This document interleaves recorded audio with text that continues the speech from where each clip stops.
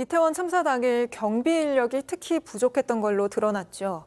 그날 모인 인파의 0.1% 수준에 그친 걸로 나타났는데 참사를 막기 위해선 몇 명이 있었어야 했는지 통계로 말하는 뉴스 퍼센트의 안지연 기자가 분석해봤습니다.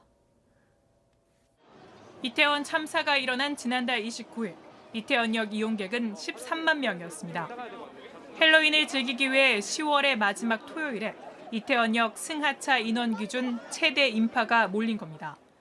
다만 코로나를 겪었던 작년과 재작년을 제외하면 2017년부터 이미 10만 명 넘는 사람들이 헬로윈을 즐기기 위해 이태원을 찾았습니다. 그런데 왜 이번에 이런 참사가 일어난 건지 대책 차이 때문인지 따져봤습니다.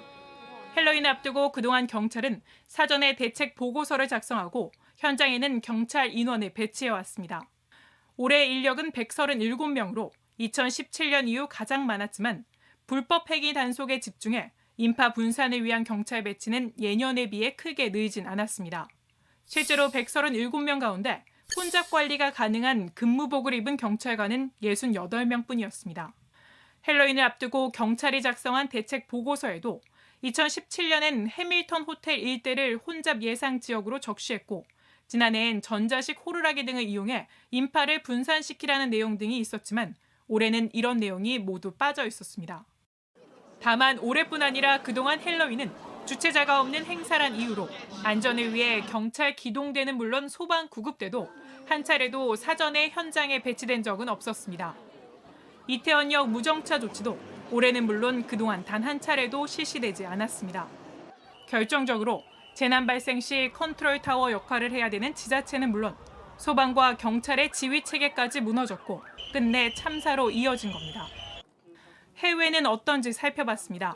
선진국에서도 2000년 이후 압사 사고가 발생했는데 일본은 효고현 아카시시에서 2001년 11명이 사망한 불꽃놀이 압사 사고 이후 혼잡 경비 매뉴얼을 만들고 관련법도 개정했습니다. 특히 주최자가 없는 행사에 대해서도 지자체와 경찰, 소방 등이 별도의 안전 대책을 수립토록 하는 내용을 조례에 넣는 등 4년에 걸친 작업이었습니다. 이때 만들어진 매뉴얼을 살펴보니 1제곱미터당 인원수에 따라 위험도를 구분하고 이태원 사고와 같이 통행로가 기역자로 꺾어지면서 더 좁아지고 경사가 지면 가장 위험하다고 써 있습니다. 大体人間の肩幅って50センチぐらいなんですね。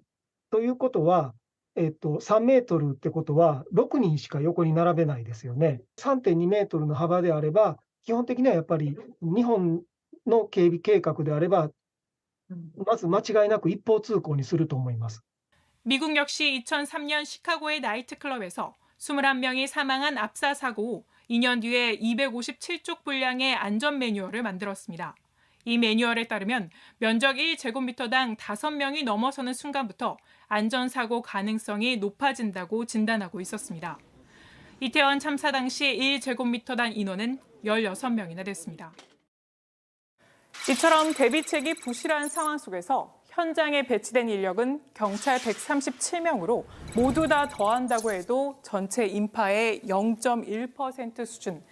미국의 화재 예방협회는 250명이 모이면 1명의 관리자, 그러니까 인파의 0.4%는 관리자로 필요하다고 규정하고 있었습니다.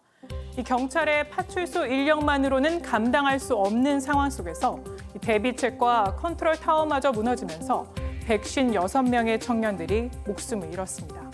지금까지 퍼센트의 안지연이었습니다.